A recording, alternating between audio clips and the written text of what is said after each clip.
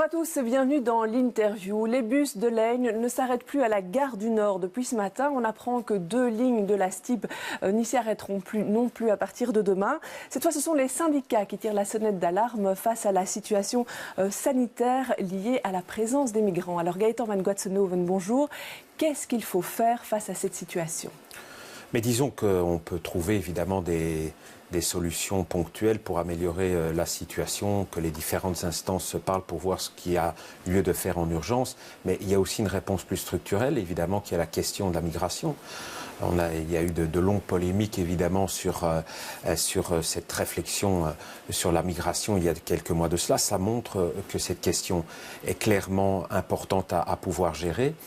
Et donc, le Premier ministre l'avait dit, si nous avons voulu signer ce pacte, c'est aussi parce que dans ce pacte, on parle aussi de possibilités d'accords bilatéraux, de réadmission, etc. Parce que la plupart des personnes dont il s'agit sont des gens qui sont illégales sur notre territoire et qui n'ont même pas vocation à demander le droit d'asile. Voilà, il faut donc travailler sérieusement cette question de la migration, sans quoi il n'y a pas de réponse structurelle et durable à ce genre de difficultés. Mais face à la situation concrète sur le terrain, la commune de Schaerbeek dit déjà depuis 2 ans, fédéral, prenez les choses en main, c'est votre compétence. Le MR est au fédéral, qu'est-ce que vous répondez ? D'abord, ce n'est pas la compétence d'un ministre structurellement MR, mais c'est une question fédérale en effet, c'est une question délicate et il est évidemment simple d'une part des partis de gauche de dire ouvrons un centre, régularisons tout le monde. Ça ne créera évidemment qu'un appel d'air qui va rendre les choses encore plus difficiles. Et d'autres qui disent, mettons tout le monde à la porte de façon unilatérale.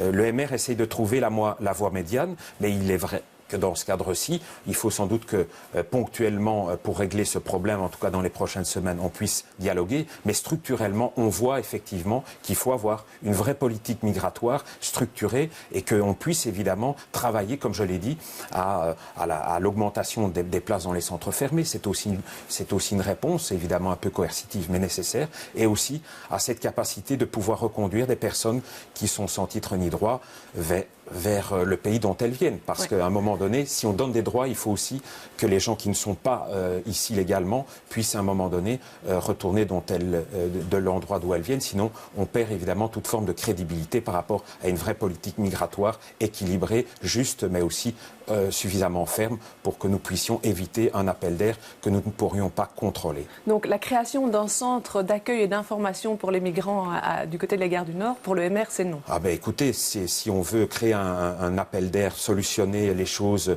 de façon sympathique, mais créer un appel d'air qui deviendrait ingérable, faisons cela. Mais pour nous, ce n'est certainement pas la réponse. Il faut évidemment avoir une politique beaucoup plus, comment pourrais-je dire, avec une vision à beaucoup plus long terme que cela. Et quand on rencontre les riverains de la gare du Nord ou toutes les sociétés qui sont à côté, qu'est-ce que vous leur répondez ? Mais que c'est une question délicate, qu'il n'y a pas de solution simpliste à apporter et que entre d'une part la volonté de régulariser tout le monde et puis des discours démagogiques d'extrême droite, il faut trouver une voie de la raison qui parfois prend du temps pour obtenir les résultats voulus. Mais nous voulons effectivement, par rapport à cette question de la migration, trouver le bon équilibre. Malheureusement, on le voit, ce n'est pas à coup de slogan qu'on y arrive. Et donc, il faut sans doute aujourd'hui, par rapport à la gare du Nord, regarder ce qu'il est possible de faire ponctuellement. Mais structurellement, il faut évidemment que les personnes qui sont sans titre ni droit dans notre pays puissent être raccompagnées de là où elles viennent.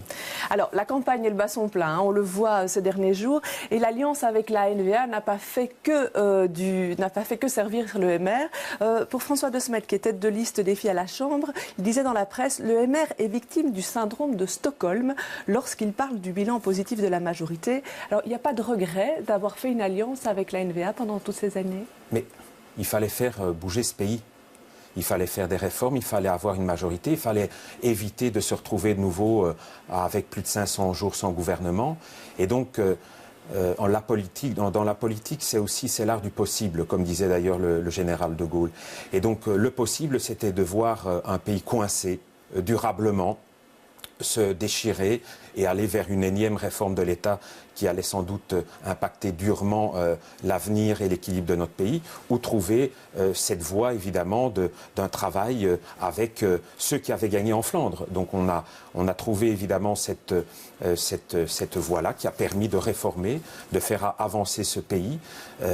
Mais voilà, ça c'est la démocratie d'une part, c'est le respect du réel, et de l'autre, j'entends bien des commentaires et un certain nombre de slogans, mais qui, une fois qu'ils sont confrontés au réel, montrent évidemment toute leur fragilité. Ouais, et le respect du réel pourrait amener le MR à gouverner avec la NVA à Bruxelles après les élections régionales? Mais écoutez, ce n'est certainement pas notre objectif, mais encore une fois, nous devons en tant que démocrates, considérer que le vote de l'électeur a une certaine valeur. Je sais qu'un certain nombre de partis font fi de cela ou font semblant de faire fi de cela, mais je ne doute pas, si le PS est premier parti du côté francophone du pays et que la NVA est incontournable en Flandre, je prends les paris qu'après un certain nombre de comédies de boulevard qu'on va nous servir, et bien que ces deux partis, évidemment, collaboreront également. Donc voilà, donc il faut arrêter cette espèce de procès. C'est pas le MR qui a choisi la NVA, c'est 60% des Belges, c'est-à-dire ceux qui habitent au nord du pays, les néerlandophones, qui ont choisi effectivement d'être massivement représentés par ce parti. Et donc, à un moment donné, un gouvernement, il se crée aussi sur base des réalités et des rapports de force. Et ça, je pense que les autres partis ne peuvent pas l'ignorer non plus, même s'ils font semblant, effectivement, aujourd'hui de dire jamais sans celui-ci, jamais sans celui-là. Mais tout cela, ce sont des positionnements qui, au lendemain des élections, n'auront sans doute pas beaucoup d'effet dans la réalité.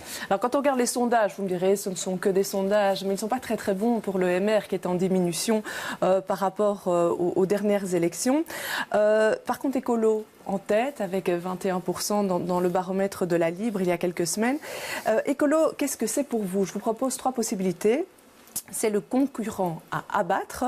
B, même pas peur d'Écolo. C, c'est un allié potentiel. Qu'est-ce que vous répondez? Mais c'est très difficile parce que entre ces trois, il y a une part de réalité, mais voilà, c'est un concurrent, mais c'est un concurrent qui avance visage masqué, mais c'est un concurrent très à gauche et qui manifestement essaie de séduire une partie de notre électorat en mettant les mesures les plus sympathiques au devant, mais en cachant effectivement qu'il est un parti très à gauche, je pourrais dire par un certain nombre de mesures socio-économiques, même parfois d'extrême gauche. Et ça, évidemment, il y a, du point de vue de l'intérêt de la campagne, la nécessité de clarifier cet élément-là. Mais c'est clair qu'aujourd'hui, on le voit bien dans un certain nombre de démarches, Écolo essaye manifestement de séduire une partie de notre électorat qui n'a pas toujours conscience du fait que derrière la mince couche de vert, il y a parfois beaucoup de rouge. Ouais, c'est ce qui explique un peu le discours assez dur du MR par rapport à Écolo. Zakia Khattabi, dans une interview, disait « Le MR est en pleine désinformation par rapport à Écolo pour l'instant ». En même temps, elle dit qu'Écolo est l'avenir de la gauche. Et donc, elle assume qu'elle est partie de gauche. Et alors, on clarifie le débat. Moi, j'ai du respect pour chacun. Mais quand on avance visage masqué, j'ai un peu plus de problèmes en tant que démocrate. C'est-à-dire on essaye de se faire passer pour ce qu'on n'est pas. Et après, effectivement, on crée une grande déception dans le chef de l'électeur qui se demande mais pourquoi je vais voter pour cette formation? Parce que j'ai voté pour des mesures écologiques. Et puis finalement, on mène surtout une politique de gauche, voire d'extrême gauche. Et ça devient évidemment quelque chose d'interpellant. Donc qu'on avance programme contre programme et qu'on laisse peut-être les discours un petit peu de côté. Enfin, pas les discours, mais les slogans. Alors, ce week-end, c'était les 30 ans de la région. Lors des discours, le ministre-président Rudy Verwoerd a dit que la clé du futur de Bruxelles réside dans le multilinguisme. Alors, selon plusieurs juristes, le projet de créer une école multilingue qui avait été avancé par l'ULB et la VUB, il serait possible dans les balises données par la Constitution actuellement. Est-ce que le MR soutient un tel projet? On soutient un tel projet, c'est intéressant. Mais bon, quand on voit l'état de la communauté française à l'heure actuelle, la Fédération Wallonie-Bruxelles, et la pénurie de professeurs de langue, on peut s'interroger sur la capacité que l'on aura à porter cela. Et donc, si on veut atteindre ce but du multilinguisme, il faut s'en donner les moyens. Ils viennent d'où ces moyens? De l'ensemble des pouvoirs publics qui peuvent interagir au niveau de l'enseignement de la formation, la Fédération Wallonie-Bruxelles, donc les communautés, la COCOF et puis aussi la région dans un certain sens. Il faut que toutes ces entités puissent collaborer pour réellement porter ce projet de multilinguisme qui ne doit pas être l'unilinguisme anglo-saxon, hein, attention. Mais par rapport à cela, il faudra donc beaucoup de moyens et une volonté de faire... Mais pour faire quoi, tous ces moyens?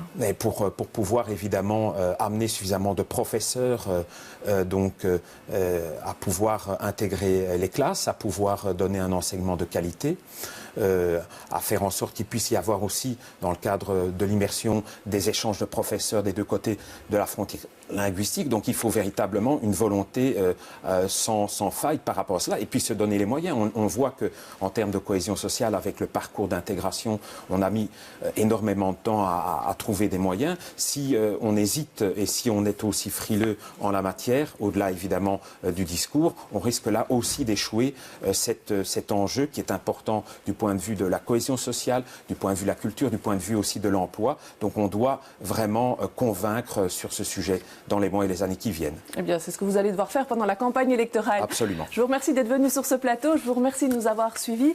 Demain, c'est Jean-Jacques Deleu qui sera dans l'interview. Il recevra Cécile Jodogne. Belle fin de journée à tous.